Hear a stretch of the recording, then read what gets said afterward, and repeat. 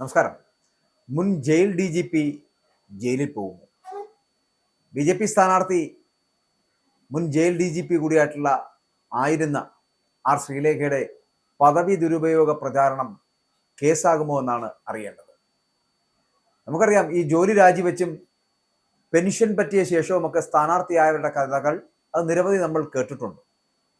അപ്പോഴൊക്കെയും സർക്കാർ ഉദ്യോഗസ്ഥനെന്നോ സർക്കാരിലിരുന്ന പദവിയോ അതുപയോഗിച്ച് വോട്ട് പിടിക്കുന്ന സമ്പ്രദായമോ ഒന്നും എവിടെയും അങ്ങനെ കണ്ടിട്ടില്ല. എന്നാൽ താനൊരു സർക്കാർ ഉദ്യോഗസ്ഥനായിരുന്നുവെന്ന് വോട്ടർമാർക്ക് എന്നാൽ അറിയുകയും ചെയ്യാം. അപ്പോൾ ഈ അറിവിനെ വോട്ടാക്കുന്ന ഒരു രാഷ്ട്രീയമുണ്ട്. ചില സർക്കാർ ഉദ്യോഗങ്ങളിൽ ഉന്നത സ്ഥാനത്തിരുന്നവർ സ്ഥാനാർത്ഥികളാകുമ്പോൾ അത് അങ്ങനെ ചെയ്യാറുമുണ്ട്. എന്നാൽ ഇരുന്ന പദവിയും കൂടെ സ്ഥാനാർത്ഥിക്കൊപ്പം കെട്ടിവലിക്കുന്ന ഇടപാട്, അതായത് ഇരുന്ന പദവിയുടെ ഒരു സാധ്യതയുണ്ടല്ലോ. ഇപ്പൊ IAS IPS ഒക്കെ ലഭിക്കുമ്പോൾ അതുമായിട്ട് ബന്ധപ്പെട്ടാണ്. അപ്പൊ ഈ ഇടപാട് എന്ന് പറയുന്നത് ജനാധിപത്യത്തിൽ നല്ലതല്ല എന്നാണ് സത്യത്തിൽ സമൂഹ മാധ്യമങ്ങൾ ഉദാഹരണം സഹിതം വ്യക്തമാക്കുന്നത്. ഇപ്പൊ തിരുവനന്തപുരത്ത് തന്നെ ശാസ്തമംഗലം വാർഡിലെ NDAയുടെ സ്ഥാനാർത്ഥിക്കെതിരെയാണ് ഈ പദവി ദുരുപയോഗ പരാതി ഉയർന്നിരിക്കുന്നത്. ശാസ്തമംഗലത്ത് NDA കണ്ടെത്തിയ സ്ഥാനാർത്ഥി എന്ന് പറയപ്പെടുന്നത് മുൻ ജയിൽ DGP ആയിരുന്ന ആർ ശ്രീലേഖയാണ്. കേരളത്തിലെ ആദ്യ വനിതാ DGP എന്ന റെക്കോർഡും ഇവർക്കുണ്ട്. ഫയർഫോഴ്സ് മേധാവി ആയിരിക്കുമ്പോഴാണ് ഇവർ സർവീസിൽ നിന്ന് പിരിയുന്നത്. പോലീസിന്റെ ചീഫായി ഇരിക്കാൻ ആ ശ്രീലേഖയ്ക്ക് അവസരം ലഭിച്ചിരുന്നില്ല എന്നുള്ളത് ശരി തന്നെയാണ്. പകരം നൽകിയത് ജയിൽ വകുപ്പായിരുന്നു. ജയിൽ വകുപ്പിലെ ആദ്യ വനിതാ DGPയും ആർ ശ്രീലേഖയായിരുന്നു. KCBയുടെ സോളാർ പാനലിൽ നിന്നുള്ള വൈദ്യുതി വാങ്ങൽ സംബന്ധിച്ചുള്ള പരാതിയുമായിട്ട് ബന്ധപ്പെട്ട ശ്രീലേഖയുടെ പോരാട്ടം വലിയ ചർച്ചയൊക്കെ ആയിരുന്നു ആ കാലഘട്ടങ്ങളിലൊക്കെ. പിന്നീട് സർവീസ് കാലത്തെ പരാതികളിലൂടെയും കേസന്വേഷണത്തിന്റെയും ഒക്കെ കഥകളും ശ്രീലേഖയുടെ യൂട്യൂബ് ചാനലിലൂടെ ജനങ്ങളൊക്കെ കേൾക്കുകയും അഭിപ്രായം പറയുകയൊക്കെ ചെയ്തിരുന്നു.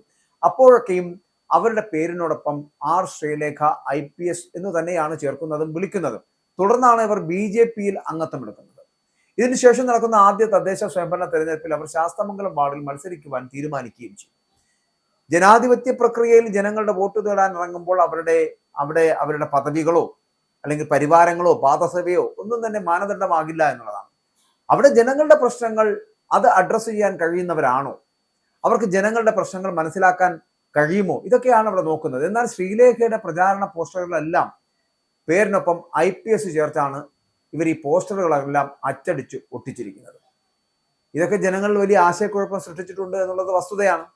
ഒരു പോലീസ് സർവീസിലിരുന്ന ആൾ ഇപ്പോഴും അതേ സർവീസിന്റെ പദവി ഉപയോഗിച്ച് ജനങ്ങളുടെ വോട്ട് തേടുമ്പോൾ ആരും അത് പരിഗണിക്കുക പോലുമില്ല. കാരണം ആ ശ്രീലേഖ എന്ന സ്ഥാനാർത്ഥിയെ ആണോ IPS എന്ന പദവിയെയാണോ ജനങ്ങൾ കാണേണ്ടത് എന്ന ചോദ്യമാണ് ഇതിനകത്ത് വരുന്നത്. മാത്രമല്ല, ഇതിനെതിരെ തെരഞ്ഞെടുപ്പ് കമ്മീഷനെ സമീപിക്കുമെന്ന് CPM-ഉം കോൺഗ്രസും ഒക്കെ പറയുമ്പോൾ BJPയുടെ നോട്ടീസിലും പ്രചാരണ പ്രസംഗങ്ങളിലും ഒക്കെ IPS ഉപയോഗിച്ചു എന്നതാണ് ഇതിന്റെ പ്രധാന പരാതി എന്ന് പറയപ്പെടുന്നത്.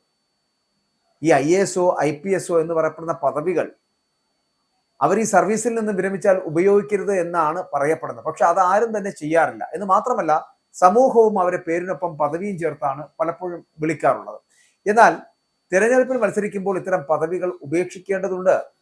അത് ജനാധിപത്യത്തിന് കൂടുതൽ ഉറപ്പ് നൽകുമെന്നതാണ് ഏറ്റവും വലിയ പ്രത്യേകതയും കാരണമെന്ന് പറയപ്പെടുന്നത്. അപ്പൊ ജനങ്ങളോടൊപ്പം നിൽക്കുന്നവർ എന്നാണ് ഇതിന്റെ അർത്ഥമായി സങ്കല്പിക്കുന്നത്. പക്ഷേ ശ്രീലേഖ ഇപ്പോഴും ജനങ്ങളുടെ മുകളിൽ അധികാരത്തിന്റെ മുഷ്കു കാട്ടുകയാണ് പദവി വിളി കൊണ്ട് കാണിക്കുന്നത് എന്നുള്ള ആക്ഷേപമാണ് ഇതിലൂടെ വരുന്നത്.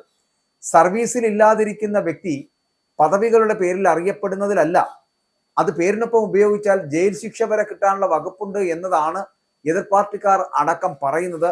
അത് എന്തുകൊണ്ടാണ് ഇത്രയും നിയമ പരിരക്ഷയും പരിജ്ഞാനവും ഒക്കെ ഉള്ള ആർ ശ്രീലേഖ മനസ്സിലാക്കാത്തത് എന്നാണ്.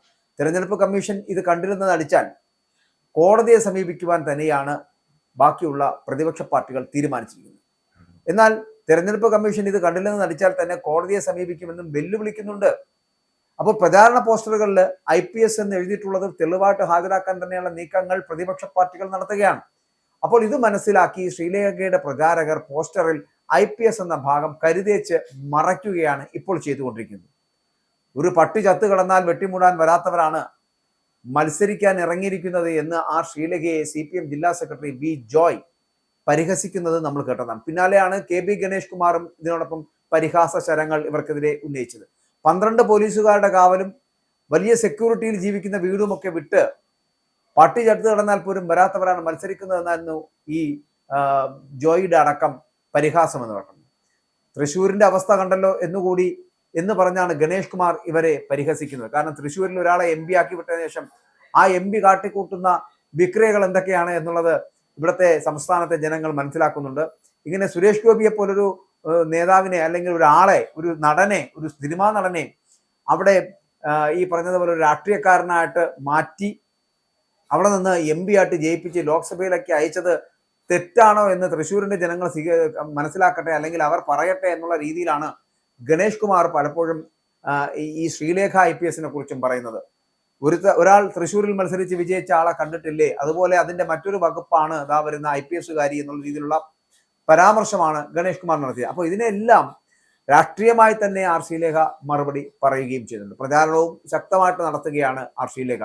വിജയപ്രതീക്ഷകളാണ് അവർക്കുള്ളത് എന്ന് തന്നെയാണ് പറയപ്പെടുമ്പോൾ അത് പറയുമ്പോഴും പദവി ദുരുപയോഗം എന്ന് പറയപ്പെടുന്നത് അതിനെക്കുറിച്ച് ഒരു വാക്കും മിണ്ടാതെ, അത് ഒരു വകയും പറയാതെ, അല്ലെങ്കിൽ ചോദിക്കുന്ന ചോദ്യങ്ങൾ പോലും കേട്ടില്ല എന്നുള്ള രീതിയിൽ ആ പദവി ദുരുപയോഗത്തിൽ ഒന്നും പറയാതിരിക്കുകയാണ് അവർ ശ്രീലേഖ IPS ചെയ്യുന്നത് എന്ന് തന്നെ പറയാം. IPS എന്നുള്ള പദവി അലങ്കാരമായി കൊണ്ട് നടക്കുന്നതാണ് ഇവരുടെ പ്രശ്നം. അപ്പോൾ ഈ പദവിയാണ് ഇപ്പോൾ DGPക്ക് കെണിയായി മാറുന്നത്. ഏതെങ്കിലും തരത്തിൽ ഈ കോടതിയിലേക്ക് ഈ പരാമർശം അടക്കം എത്തപ്പെടുന്ന സാഹചര്യം ഉണ്ടായാൽ ശ്രീലേഖ എന്ന് പറയപ്പെടുന്ന പഴയ DGPക്ക് ഈ ആഭരണങ്ങളെല്ലാം അഴിച്ചു വെക്കേണ്ടി വരും എന്നുള്ള കാര്യത്തിൽ സംശയമില്ല. അതിനുശേഷം മാത്രമായിരിക്കും ഒരു ശാസ്തമംഗലം പോലൊരു വാർഡിന്റെ കൗൺസിലറായിട്ട് മത്സരിക്കാൻ കഴിയുക എന്നുള്ള കാര്യം മറക്കാതിരിക്കുക. അതുകൊണ്ട് ഈ ഇപ്പോൾ എടുത്തണിഞ്ഞിരിക്കുന്ന ആഭരണങ്ങളും ഈ പറയുന്ന ആലങ്കാരികമായിട്ട് ഉപയോഗിക്കുന്ന നിങ്ങളുടെ പദവികളും ഒക്കെ മാറ്റിവെച്ചിട്ട് ജനങ്ങളോടൊപ്പം ഇറങ്ങി ചെല്ലുവാനും അവരുടെ പ്രശ്നങ്ങൾ പഠിക്കുവാനും അവരുടെ പ്രശ്നങ്ങളിൽ പരിഹാരം കാണുവാനും നിങ്ങൾക്ക് കഴിയുമോ എന്ന് ആലോചിക്കുക. എന്തായാലും നിങ്ങളെപ്പോലുള്ള ഒരാളെ കുറിച്ച് ഇതിനു മുൻപ് പലരും പറയുന്ന പോലെ, അല്ലെങ്കിൽ കമന്റുകളിൽ വരുന്നത് പോലെ, ശ്രീലേഖ എന്നൊക്കെ പറയുന്നത് കോട്ടകൊത്തളങ്ങളിലും 12ഓളം വരുന്ന പോലീസുകാരുടെ അകമ്പടികളിലും ഈ ശീതീകരിച്ച മുറികളിലുമൊക്കെ അങ്ങനെ ജീവിച്ചു വന്നവരാണ്. അവർക്കൊന്നും ജനങ്ങളുടെ പ്രശ്നങ്ങൾ അല്ലെങ്കിൽ പ്രശ്ന പരിഹാരങ്ങളൊക്കെ ഒന്നും ഉണ്ടാക്കാൻ ഇവർക്ക് കഴിയില്ല എന്നാണ്. കാരണം ഇവരെക്കുറിച്ചുള്ള ഏറ്റവും വലിയ തെറ്റിദ്ധാരണ എന്ന് പറയപ്പെടുന്നത് തന്നെ ഈ IPS പദവി എന്ന് പറയപ്പെടുന്നത് ഇപ്പോഴും ആലങ്കാരികമായിട്ട് ഉപയോഗിക്കുന്നത് കൊണ്ടാണ്. പെൻഷൻ പറ്റിക്കഴിഞ്ഞാൽ ഇതൊക്കെ മാറ്റിവെക്കേണ്ടതാണ്. റിട്ടയർഡ് IPS എന്നും പറഞ്ഞുകൊണ്ട് നടക്കേണ്ട ഒരു കാര്യവുമില്ല. പക്ഷെ അതൊക്കെ മാറ്റിവെച്ചിട്ട് ജനങ്ങളുമായിട്ട് സംബന്ധിച്ച് അവരോടൊപ്പം അവരുടെ പ്രശ്നങ്ങൾ പരിഹരിക്കാൻ കഴിഞ്ഞാൽ നിങ്ങൾക്ക് ചിലപ്പോൾ നല്ല ഒരു ജനപ്രതിനിധിയാകാൻ കഴിയും. പക്ഷെ അതിന് കഴിയുമോ എന്നുള്ള കാര്യത്തിൽ സംശയം നിഴലിക്കുന്നുണ്ട്. കാരണം ഇപ്പോഴും നിങ്ങൾ ഈ കെട്ടിത്തൂക്കി നടക്കുന്ന ഈ പഴയ IPS തന്നെയാണ് അതിലെ ഭാരമെന്ന് പറയേണ്ടിയിരിക്കുന്നു. അതുകൊണ്ട് ആ ഭാരം നിങ്ങൾ ഇപ്പോൾ ദുരുപയോഗം ചെയ്യുന്നുണ്ടെങ്കിൽ നിങ്ങൾക്ക് ജയിൽ ഉറപ്പാണ് ശ്രീലേഖ, അതിൽ സംശയമില്ല.